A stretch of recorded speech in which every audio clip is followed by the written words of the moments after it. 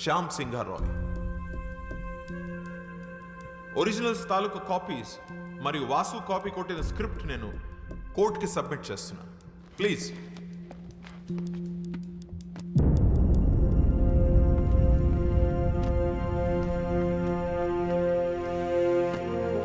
Your Honor, it's a colorable imitation of the original with the sole purpose of deriving profits. It's a direct infringement of 3 novels which are copyright properties of my client SR Publishers. So now on behalf of my client under section 63 of the Copyright Act 1957, I hereby demand accused Mr. Vasuki 5 ఏళ్ల jail శిక్ష మరియు 10 కోట్ల జరిమానా. అలాగే తన copy కొట్టి తీసిన cinema revenue నుంచి 50% షేర్ నా క్లయింట్కి ఇప్పించాలని కోర్టు వారిని కోరుతున్నాను. That'll be all for now, Your Honor. Thank you so much.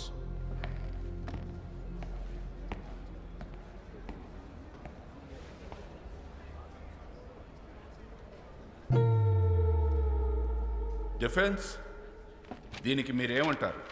ఇప్పటికైనా ఒప్పేసుకో. ఇంపాసిబుల్. యువర్ ఆనర్, ఇది ఒక ఫాల్స్ అక్యుజేషన్. నా క్లయింట్ ఈ అక్యుజేషన్ ఒప్పుకోవట్లేదు. We plead not guilty. My client is innocent until proven guilty. 2 కాపీస్ని కోర్టు వారు వెరిఫై చేయడం జరిగింది. 98% సేమ్గా ఉంది. కాపీ కొట్టకుండా ఎగ్జాక్ట్గా ఎలా రాస్తాడు? I don't believe it's a coincidence. తను తప్పు చేసాడు అనడానికి కోర్టుకి ప్రైమా ఫేసి ఎవిడెన్స్ సరిపోతుంది. Then how do you defend and prove your innocence? Sir, అవి సేమ్ ఎందుకునే నాకు తెలియదు. నాకు తెలిసింది ఒకటే, నేనే పుస్తకాలు చదివి నా కథలు రాసుకోలేదు. నా కథలు నా సొంతం. నేను అబద్ధం చెప్పట్లేదు. కావాలంటే లై డిటెక్షన్ టెస్ట్కి నేను ready. What? No no no no, ఇదేం సినిమా కాదు. నువ్వు అడగానే లై డిటెక్షన్ టెస్ట్కి ఇచ్చుకోవడానికి. యువర్ ఆనర్, పోనీ ఆ పనే చేద్దాం. అందరికీ టైం సేవ్ అవుతుంది. Let's go ahead with the లై detection test. Defence? That is the request from the defense, sir. Okay. Section 45 selection of evidence కింద ఫోరెన్సిక్ డిపార్ట్మెంట్ వారిని మిస్టర్ వాసుదేవ్ మీద లై డిటెక్షన్ టెస్ట్ చేయడానికి అనుమతిస్తోంది.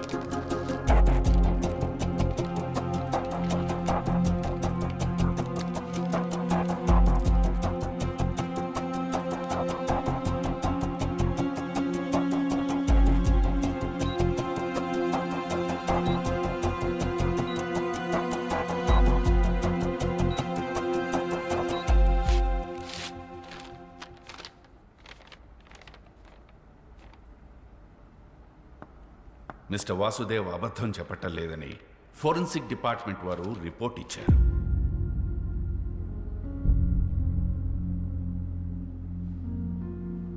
యువర్ ఆనర్, లై డిటెక్షన్ టెస్ట్ ని corroborative evidence గా తప్ప కంప్లీట్ ఎవిడెన్స్ గా తీసుకోలేము.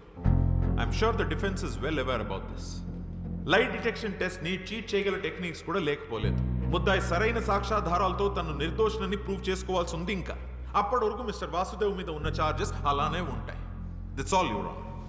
యువర్ ఆనర్, అది నిరూపించుకోవడానికి మాకు ఇంకాస్త టైం కావాలి. To look deep into the issue and gather more evidence. I also request for an unconditional bail for my client. Your honour, I object to the unconditional bail. Overruled. Mister వాసుదేవ్కి ఈ court unconditional bail ఇవ్వడం జరిగింది. అలాగే further evidence submit చేయడానికి defence వారికి 3 రోజుల గడువు ఇవ్వడమైంది. Till then the court is అజర్న్డ్.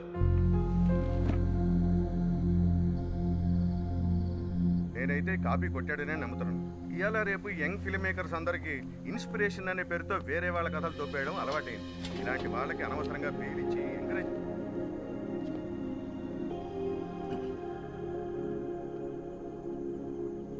ఎలా ఉన్నా?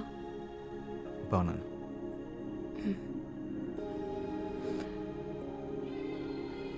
ఆ షర్ట్ నీకు బాగుంది. నీ షర్ట్ వేసుకోగానే అరెస్ట్ చేశారు.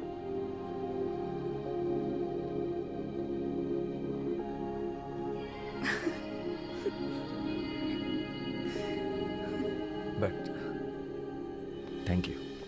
హలో, నీకు బెయిల్ ఇప్పించింది నేను. నాకు చెప్పు థ్యాంక్స్. ముందు నువ్వు నన్ను నమ్ము, అప్పుడు చెప్తాను. ఎలా నమ్మమంటావు? నువ్వు రాసింది ఎగ్జాక్ట్గా బుక్స్లో ఉన్నట్లే ఉంటే. అదే నాకు అర్థం కావట్లేదు. మరి ఎంత సిమిలర్గా ఉంటుంటే. ఏదో ఒకసారి బుక్స్ లేవు.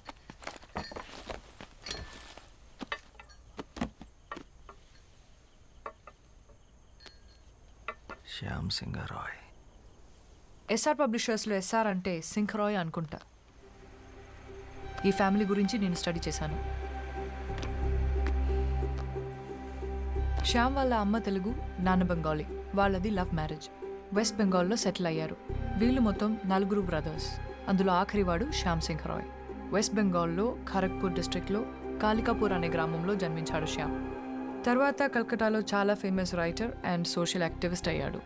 1977 తర్వాత తనేమయ్యాడో ఎక్కడికి వెళ్ళిపోయాడో ఆ ఇన్ఫర్మేషన్ ఎక్కడా లేదు.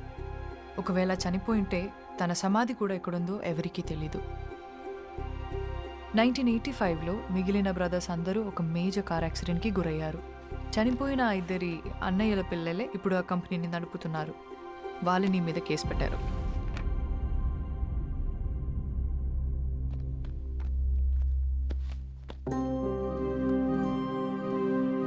శ్యామ్కి సంబంధించి ఈ బుక్స్ మీద పెయింటింగ్స్ తప్ప ఫొటోస్ ఏమీ లేవు. అండ్ వీళ్ళ మదర్ తెలుగు ఒరిజిన్ అవ్వడం వల్ల శ్యామ్ తెలుగు భాషలో కూడా ఎక్స్పర్ట్. చాలా బుక్స్ తెలుగులో కూడా రాశాడు.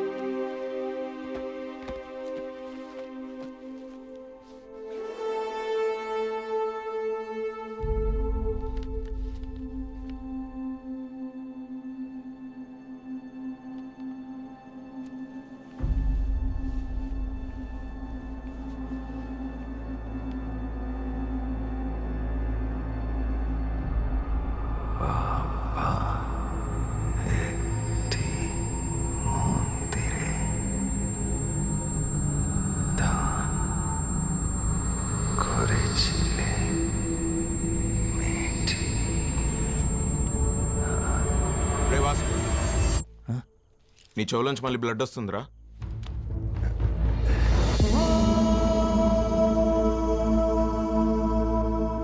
ఆ బ్లడ్ ఏంటి?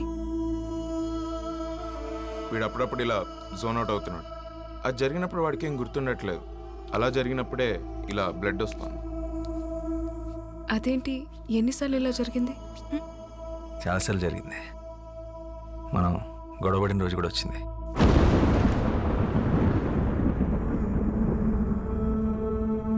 ఈ స్క్రిప్ట్ రాసినప్పుడు ఒకసారి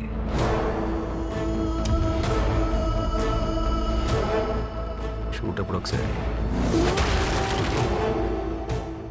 ఇలా కొన్నిసార్లు డాక్టర్ని కూడా కలిసాం. అంటే చాలా టెస్టులు చేసి స్ట్రెస్ వల్ల అని చెప్పారు. అంటే ఫస్ట్ సినిమా కదా, సరిగ్గా టైంకి కూడా పడుకునేవాడు కాదు. Strange. Yes, ma'am. I really think something is wrong with him. What do you think? ఈ సృష్టి మొత్తం